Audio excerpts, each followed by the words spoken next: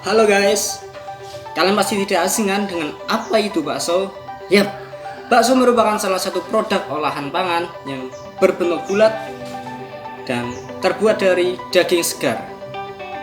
Nah, biasanya bakso itu disajikan dengan kuah dan mie sebagai pelengkapnya. Kira-kira bagaimana ya cara membuatnya? Dalam video kali ini, saya akan membuat bakso yaitu dengan daging ayam. Oh iya, sebelumnya perkenalkan dulu, nama saya Yeni Ferianto dari program studi Teknologi Pangan Universitas Diponegoro. Terus langsung saja. Sebelum dimulai, perlu kita siapkan terlebih dahulu ya bahan dan alat yang akan digunakan dalam pembuatan bakso ini. Bahan-bahan yang perlu disiapkan yaitu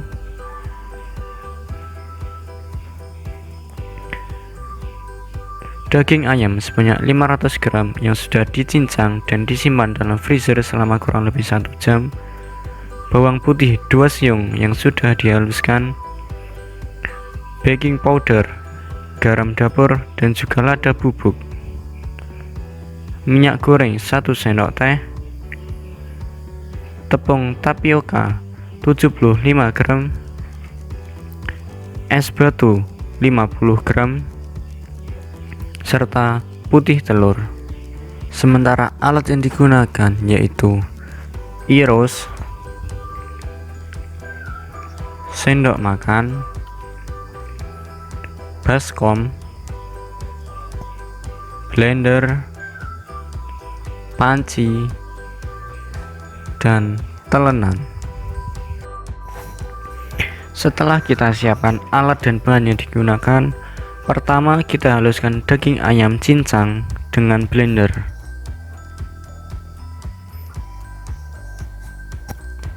Selanjutnya, masukkan es batu.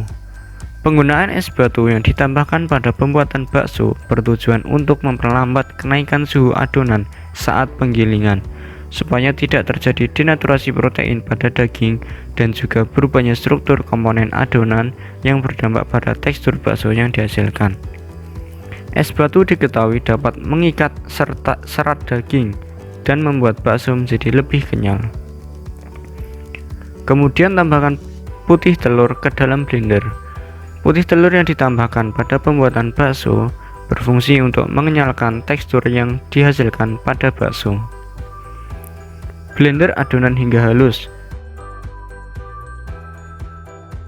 dan masukkan ke dalam baskom. Masukkan sebagian tepung tapioka ke dalam adonan.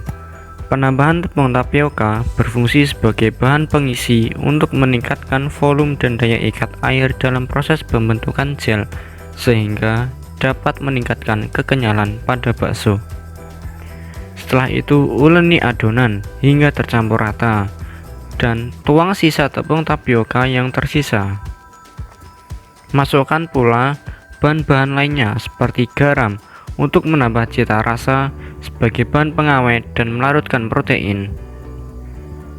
Kemudian lada bubuk untuk menambah flavor, baking powder untuk melembutkan tekstur bakso sehingga saat digigit mudah putus dan membuat pori-pori bakso menjadi banyak sehingga volumenya bertambah ketika direbus, serta masukkan bawang putih untuk penambah flavor pada bakso, mencegah oksidasi pada lemak, dan sebagai antimikroba sehingga dapat digunakan sebagai bahan pengawet. Uleni adonan hingga menyatu.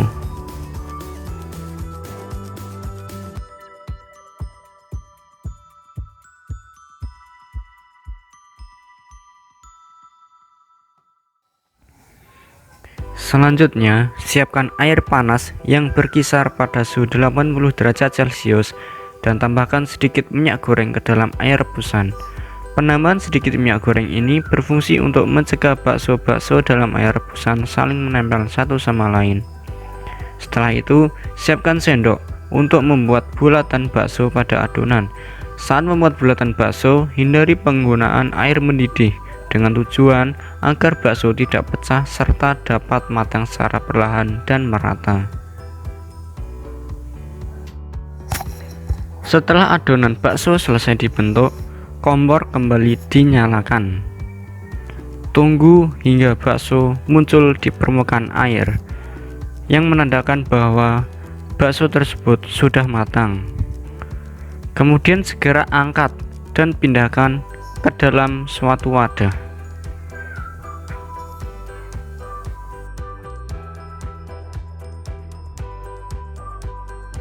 Nah, setelah kita membuat bakso ayam, buat kalian yang penasaran dengan bakso ayam, yuk dengerin nih penjelasan yang berikut ini. Daging yang dapat digunakan sebagai bahan baku bakso salah satunya yaitu daging ayam. Daging ayam memiliki kelebihan, yaitu harganya yang lebih murah bila dibandingkan dengan daging sapi, mengandung protein yang tinggi, dan tergolong daging putih yang kadar lemaknya rendah, di mana lemaknya termasuk asam lemak yang tidak jenuh, sehingga sangat baik untuk tubuh, mempunyai marbling yang cukup, dan memiliki kandungan jaringan lemak yang sedikit. Menurut Standar Nasional Indonesia nomor 013818 tahun 2014, bakso daging dapat dikatakan bermutu baik jika memenuhi syarat mutu bakso daging, yaitu memiliki bau normal dan khas daging, rasa normal dan khas bakso, warna yang normal, serta tekstur yang kenyal. Syarat mutu kandungan gizi bakso terdiri dari kadar air tidak boleh lebih dari 70%. Tekstur bakso ditentukan oleh kadar air, kadar lemak, dan jenis karbohidrat. Kandungan air yang tinggi akan menghasilkan bakso dengan tekstur yang lembek. Begitu juga dengan kadar lemak yang tinggi akan menghasilkan bakso dengan tekstur yang berlubang. Kadar air akhir daging olahan tergantung dari jumlah air es yang ditambahkan dan jenis dagingnya. Kadar protein bakso setidaknya harus mencapai 11%, di mana kandungan protein pada bakso dipengaruhi oleh jumlah penambahan tepung. Semakin tinggi jumlah penambahan tepung, maka kadar protein semakin rendah. Selain kadar air dan kadar protein, syarat gizi bakso yang lain diantaranya yaitu kadar abu maksimal 3%, serta kadar lemak maksimal 10%. Faktor yang mempengaruhi mutu bakso ditentukan oleh kualitas daging, jenis tepung, dan perbandingan banyaknya untuk membuat adonan, jenis bahan tambahan pangan yang digunakan, proses pembuatannya, serta higienisnya. Penggunaan daging yang berkualitas tinggi dan tepung yang baik disertai penggunaan bahan tambahan makanan yang aman serta cara pengolahan yang benar akan menghasilkan produk bakso yang berkualitas baik. Bakso yang berkualitas baik dapat dilihat dari tekstur, warna, dan rasa. Komponen gizi pada bakso tergolong tinggi yang disebabkan karena adanya kandungan protein hewani yang berasal dari daging yang digunakan, di mana protein ini diperlukan untuk proses pertumbuhan pada manusia, sehingga dengan adanya produk olahan bakso diharapkan pemenuhan protein dapat terpenuhi. Kali ini saya akan membandingkan produk olahan bakso saya dengan yang di komersial. Nah, yang di komersial saya menggunakan bakso ayam super Ragil Jaya. Pertama, kita ukur dari segi warnanya.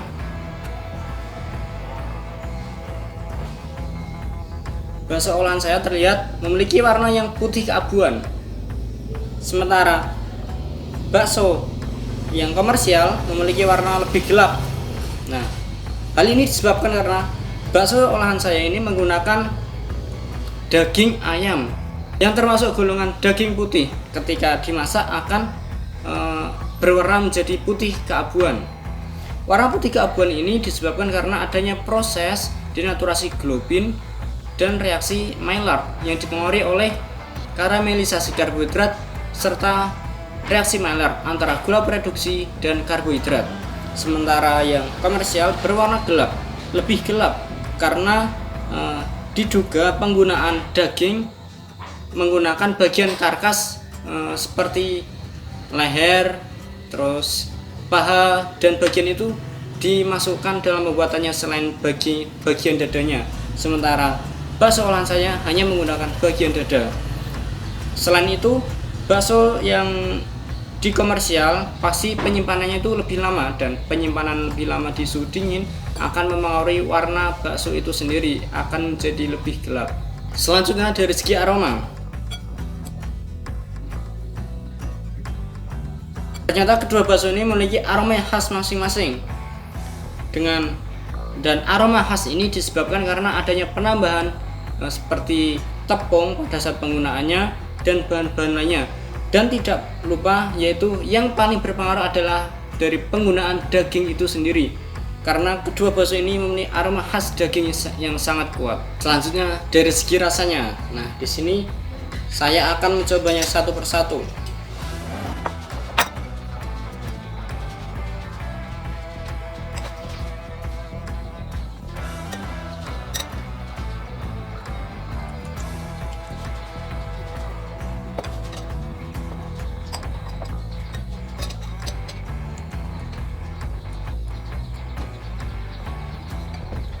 Nah, ternyata kedua bakso ini memiliki rasa khas daging masing-masing.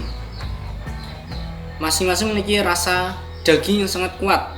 Namun dari sisi kegurihan masih gurih bakso yang komersial, karena dalam penggunaannya, dalam komposisinya itu ditambah seperti bahan MSG, yaitu monosodium glutamat, yang berfungsi sebagai penguat cita rasa dan memberikan rasa umami atau gurih pada bakso ini. Yang terakhir adalah dari teksturnya. Setelah saya cicipi tadi, ternyata masing-masing bakso ini memiliki tekstur yang lembut dan halus, dan tekstur ini dipengaruhi oleh penggunaan bahan dasar pada pembuatan bakso, yaitu menggunakan daging ayam, di mana daging ayam memiliki struktur otot-otot yang kecil, sehingga kandungan atau struktur miofibrinya itu juga kecil. Kandungan protein yang cukup tinggi pada daging ayam juga memengaruhi tingkat kekenyalan atau tekstur dari bakso, yaitu protein dapat mengemulsi lemak dalam jumlah yang besar. Kemudian saya akan mencoba membandingkan tekstur bakso dari kekenyalan luarnya.